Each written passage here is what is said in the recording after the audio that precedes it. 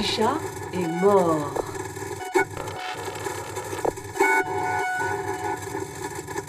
Le petit chat est vivant.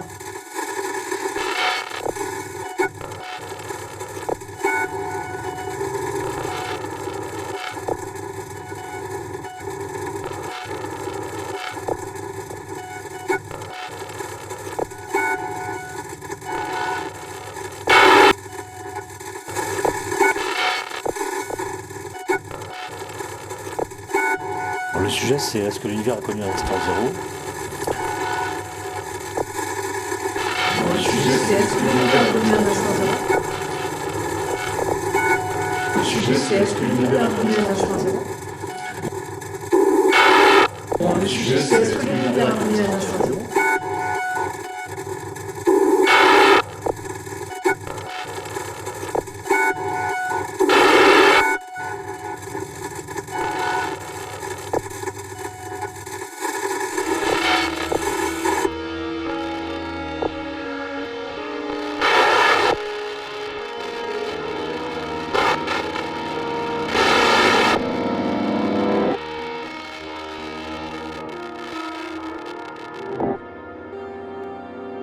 Et tout ça me donne envie de vous parler du temps qui passe.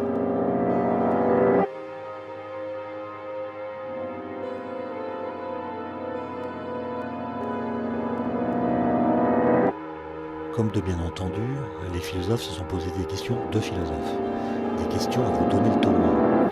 Par exemple, celle-ci, déjà soulevée par Saint-Augustin, comment puis-je être à la fois dans le présent et avoir suffisamment de recul par rapport au présent pour m'apercevoir que le temps passe?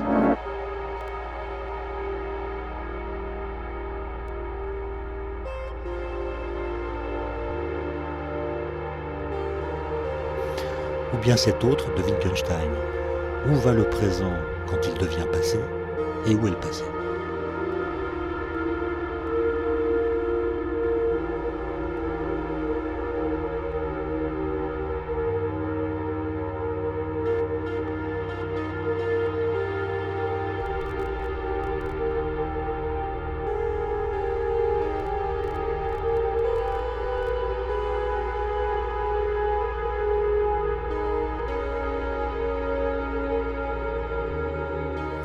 Les physiciens, de leur côté, essaient de résoudre à coups d'équations des problèmes tout aussi vertigineux. Ils se demandent par exemple d'où vient que nous ne pouvons pas rester présents au même instant présent. D'où vient en somme que le temps passe? Quel est le moteur de son écoulement?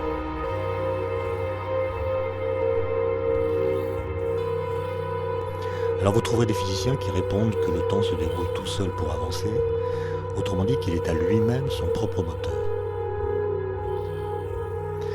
Vous en trouverez d'autres pour dire que ce n'est pas à lui-même que le temps doit sa motricité implacable, mais à la dynamique de l'univers qui, comme vous le savez, est en expansion.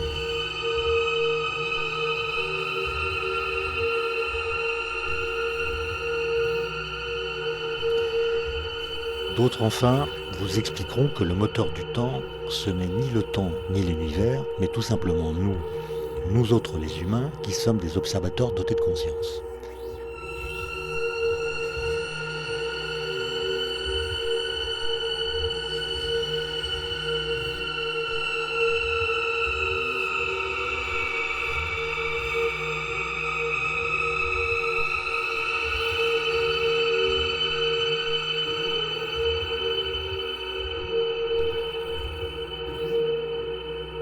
Imaginez pour comprendre que vous êtes dans un train et que vous regardez par la fenêtre.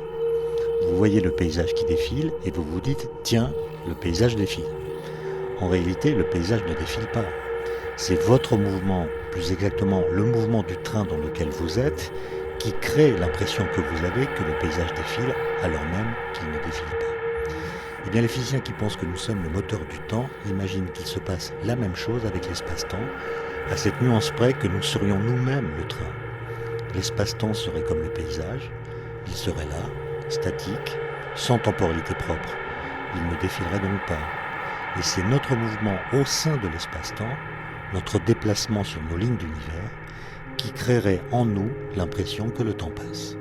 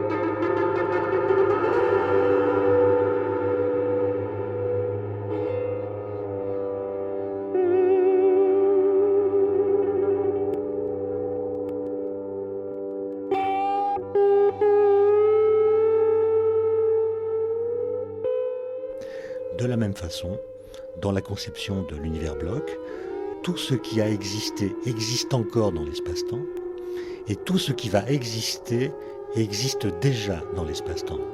Les événements présents sont comme les autres, à ceci près qu'ils sont ceux qui se trouvent se produire là où nous sommes présents dans l'espace-temps. Le présent ne serait en somme que le lieu de notre présence mobile. Quant à l'espace-temps, il contiendrait l'intégralité de l'histoire de la réalité que nous découvririons pas à pas. C'est un peu comme pour une partition. Une partition contient l'intégralité d'une œuvre musicale, elle existe sous forme statique, elle n'a pas de temporalité propre, mais dès que le morceau qu'elle contient est joué par un orchestre, elle en acquiert une. En faisant défiler les notes les unes après les autres, l'exécution du morceau installe dans un flux temporel la partition qui jusque-là était statique.